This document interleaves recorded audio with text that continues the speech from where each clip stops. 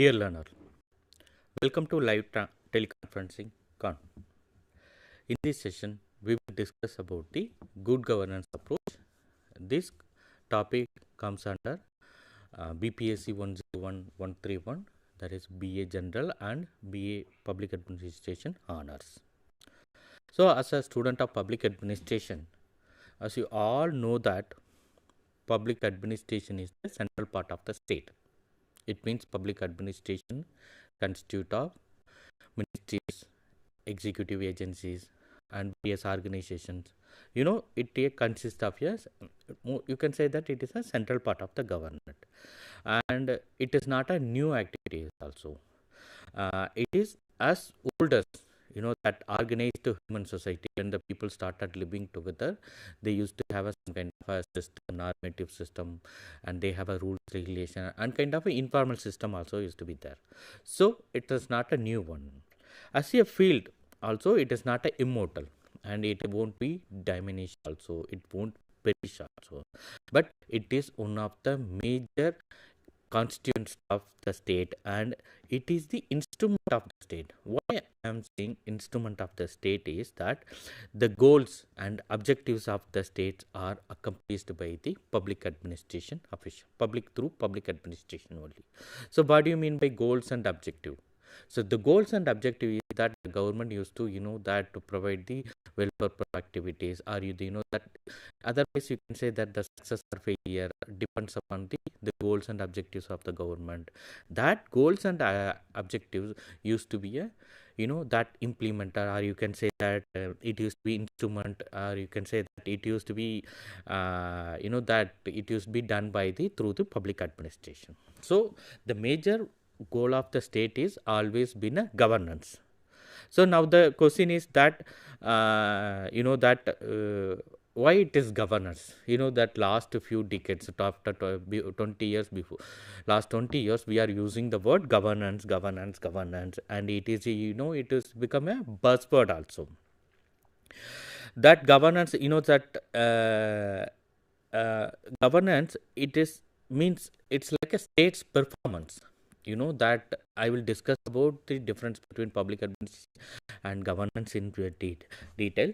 Why that? But it is recently, instead of public administration, the word governance has been assumed. That assumed ICAR, you can say that it is that prominent place in recent times. So the activities of the government, and how it is the traditional from public administration, and why we are calling the governance, and why it should be good governance. So all those questions we will answer in this session.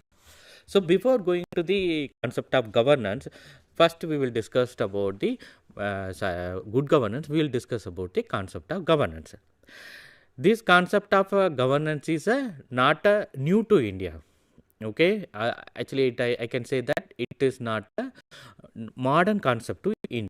Yearly discussion, at least that if you go back to 400 BC, the Arthashastra, it is one of the fascinating treatises on governance attributed by the Kautilya. In our Arthashastra, we have mentioned that key pillars of art of governance.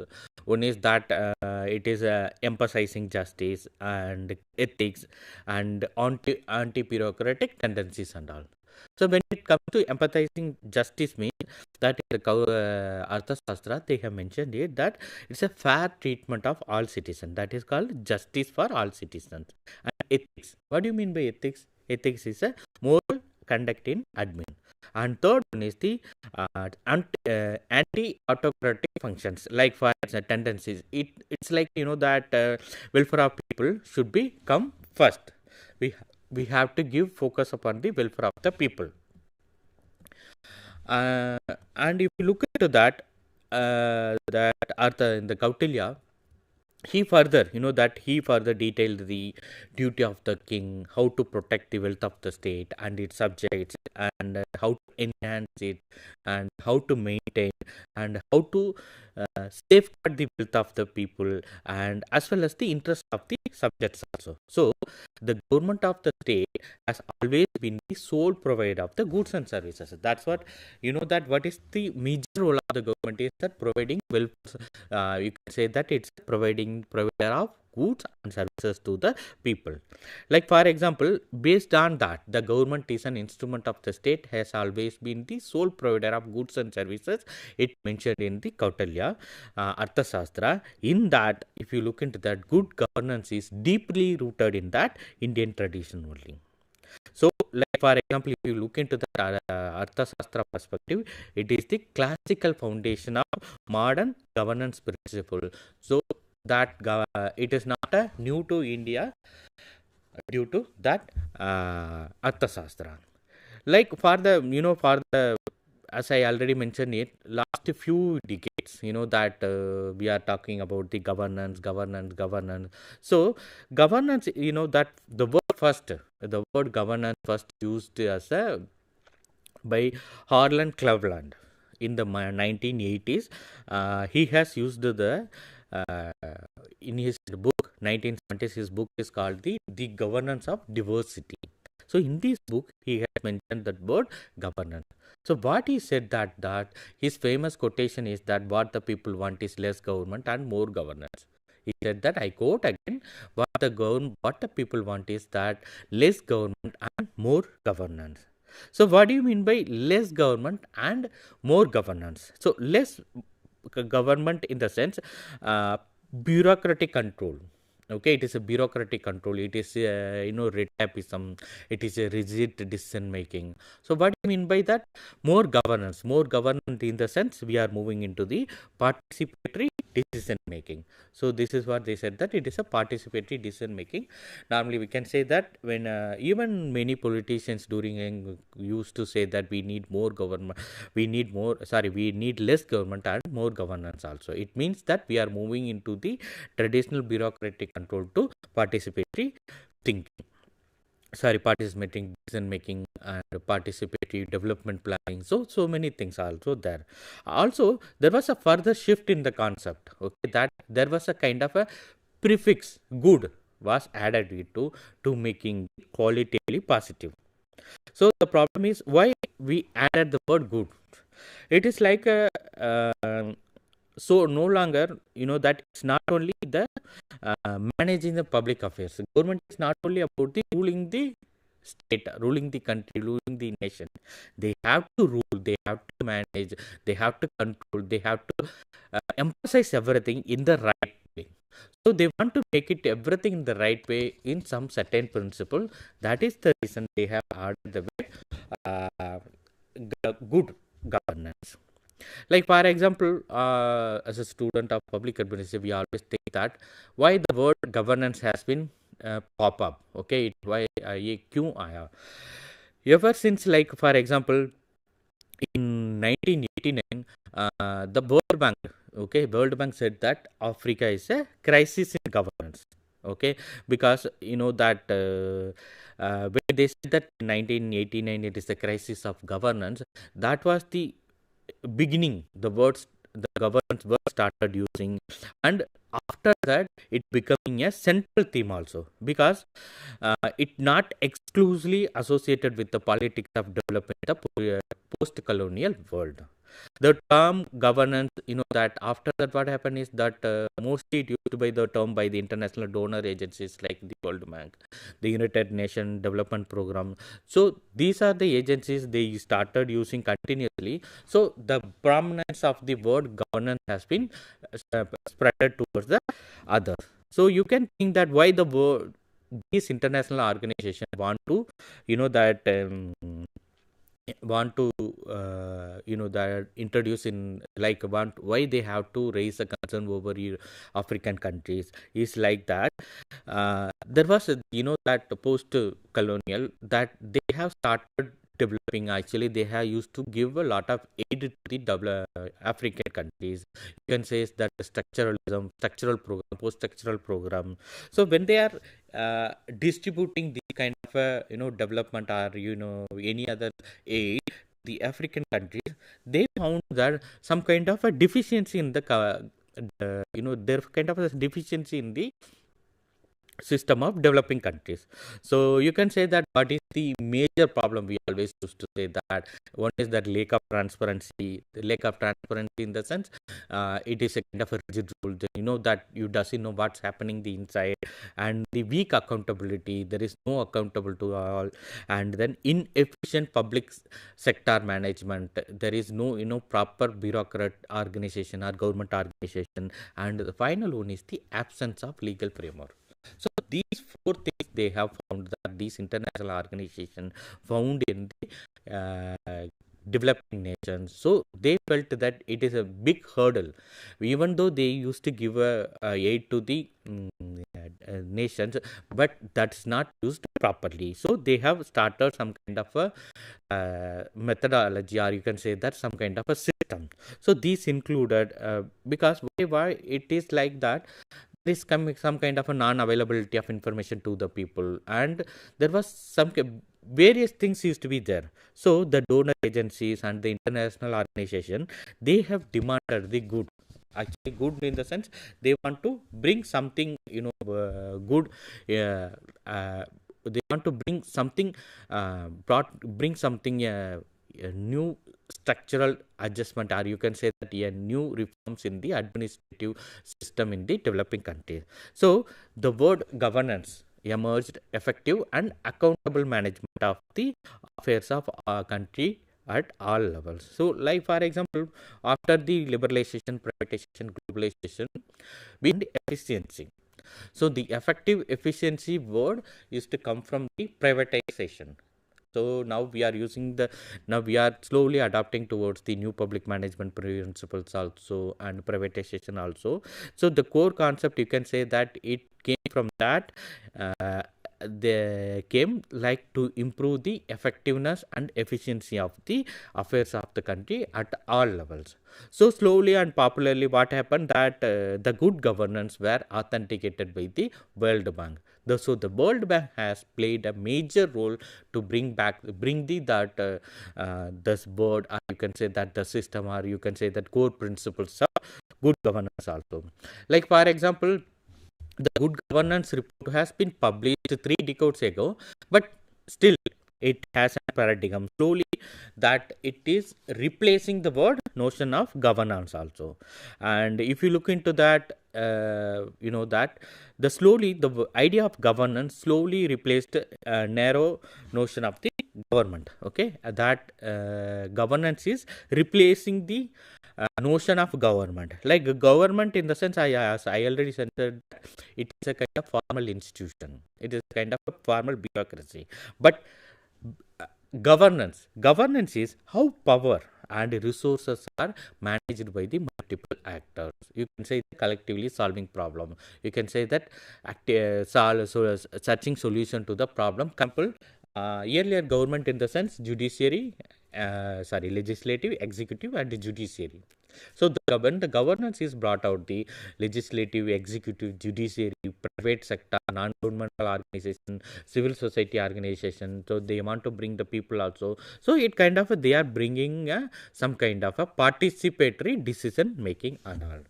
So now we are moving to the formally we are moving into the government to government. You know that as I mentioned that government, private sector, civil society, but here the private sector is getting narrowed down and more participative and collaborative forms of research.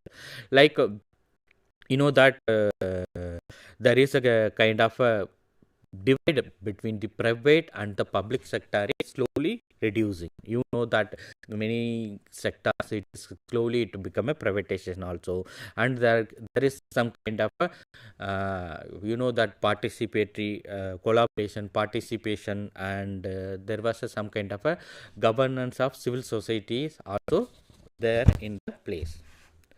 And now so far we have discussed about the how the word has come, that governance. Now we are going to discuss about the conceptual framework of governance. Like governance generally means that it is a kind of an act or process of governing. Okay, it is a kind of an act or process of governing. That means that how it is ruled. Okay, since 1980s, there was a shift from government to governance. The development vocabulary, that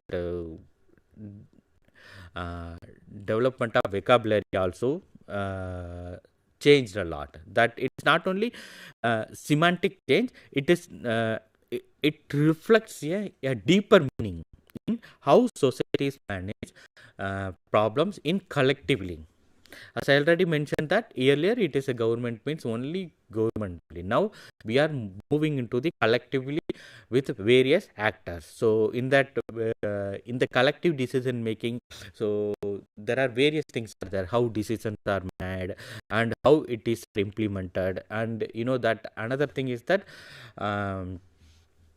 how it is that monitored also. In that word, that governance term governance can be, you can trace in the classical Latin and ancient Greek words that means the steering of boats. It originally referred to the act of manner of governing, or you can say that it is the guiding, steering, conduct, and overlap with the government. Like for example, if you look into the word manner of governing, not directly mentioned about the directly ruled by the government, or that direct, it is not about focusing about the direct rules are directly ruled by the government. It is mentioning that the government has to guide, steer, conduct, overlapped with the various actors and all. So the for long time, that mainly used in constitutional legal issues, we have used these words in the manner like affairs of the state. So normally the major role of the state is that to achieve the set goals, objectives by the welfare of the citizen. That's why we used to implement budget every year. They have to make the target. They have to give the objective to improve the welfare of the citizen. So the government is the instrument of the state. That through they used to have a plan, policies. That attempt to deliver essential services to the people also. Like for example, governance is the mostly modes and manner of governing to other institutions and also private sector and the various people institution. Like etymologically, if you speak, the word governance, it's rooted from the Greek word cyberman, meaning to steer, to pilot from the Western usage originating in Middle English, or you can say that old French centuries also. So governance is not just about the government governing; it's all about the shared responsibility among the state, market, and community. So this is the thing: is that it's not governance is not replacing like a government governing. It is a shared responsibility between the shared state, market, and the civil society and all. So when you are saying that to govern is to direct, or you can say that guide or rule or steer, the governing may be termed government. When one is governing or being governed, or one is engaged, or you can say that subjected or acted or processed, so it kind of that it is a kind of a process of you know governing. So you can say in a simple term, government they used to focus upon the structure part, but in the governance, it used to mostly focus upon the processing part. So the contemporary popular usage, governance refers to how the international actors, that multinational entities, government, public agencies, private corporations, community, social and political groups, individuals, and combination of these are governed, are directed, or how they are agree with these things and all. Mostly, if you look into that, people participation, and another thing is that transparency. Like for example, when it comes to that. Uh, tra- uh, accountability, there is some kind of accountabilities that you can ensure that through adaptability, transparency, and you can say that conflict resolution mechanism, consultation, deliberation, and you can say the distribution of authority. There are various things also there, and another things are involved in the decisions that affect them. Okay, citizens are involved in decisions that affect them. That you can say that in a best example is the Gram Sabha. Okay, they used to participate in the Gram Sabha. They used to discuss the problem. They used to discuss the budget of the village. They used to discuss about the ongoing activity. They used to discuss about the shortcomings of the problem. So, people participation is that citizens involved in decisions that are affect them. When it comes to rule of laws are like we always expect that it should be law means it is a fairly and consistently applied to the all. And when it comes to effectiveness and efficiency, it is mostly that the state or nation should be managed in a way both protective and the cost effective. And another one is that networking and collaboration is that various stakeholders like NGOs, that citizens and various things are all there. So in the beginning, or you can say that in the 1990s, there was a new word also, as I mentioned, that there was a new word has been started popping about, that is governance. So it started, that started replacing the word public administration. So when it comes to replacing the word public administration, we have to think about the beyond government. Okay, it's not about the only talking about the structure. We have to think about the process part also. That's why it has mentioned it the beyond the government. So it is not only about the governance, it's not about the system, but also it is that kind of a shared responsibility. So here, interestingly, we are going to imply the word good governance. So why we are saying the good governance? Like for example, we already have a system, but that system we have to make it out the good. We already have a lot of problem, corruption, lack of accountability, lack of transparency, lack of various things are there. So we have to make the governance in a more in a good way. So that's why the World Bank has been introduced the word in 1992, good governance. They said that the manner in which power is exercised in management of a country's economic and social resources for development. So it is like the manner in which how the power is exercised in the management of country's economic and social resources for the development. So mostly if you look into that, most of the time the governance is depends upon how the political regime, how the authority is exercised, and how the capacity of the government is design, formulate and implementing and also. So based on that, there was some kind of a key concept, that key dimensions of governance are there. One is that public sector management, that is capacity and efficiency. Another one is that accountability. And accountability, we can say that citizen charter, right to information. There are so many things are there. And the legal framework for development, that is the constitution, and the information and the transparency. In India, we can take it out for ICT evaluation and the right to information. So these are the things used to be come under that also there. So when it comes to good governance, they have suggested that 7 key points are transparency, then responsiveness, it should be equity, effectiveness and efficiency, accountability and predictability. So these are the basic that concepts of good governance and all.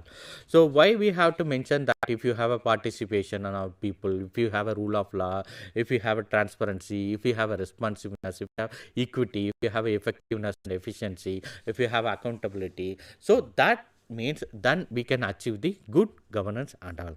So this good governance always aims for the effective management of economic and social resources. Okay, and another thing is that it always open and it should be responsive and it is to be accountable and democratic. So overall, that if you look into that, good governance is essential for social sustainable development, social justice and the democratic consultation. Mostly it is based upon the participation, transparency, accountability, equity and the rule of law. So finally I can say that good governance is to process of that it is a collaborating network in a more ethical, in a good way and all. So thank you. Thanks a lot for listening.